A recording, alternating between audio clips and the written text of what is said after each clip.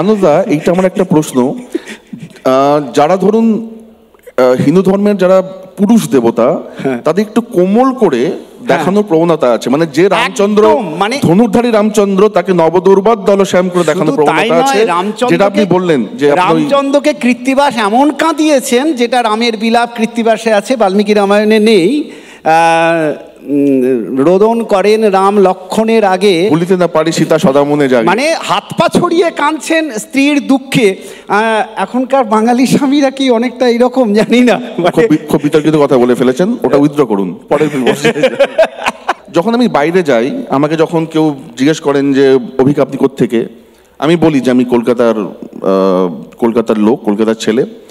এবং যখন জিজ্ঞেস করি যে বাঙালি বলতে তোমাদের মনে কি কি চিহ্ন বা ধারণা ফুটে ওঠে, একটা তো ফুটবল অবশ্যই, একটা রসগোল্লা, আরেকটা হচ্ছে গান বাজনা নাচ আছে। আপ লোক তো বহুত পড়াই করতে হো, তোমরা খুব পড়াশুনো করো, এটাও শুনতে পাই।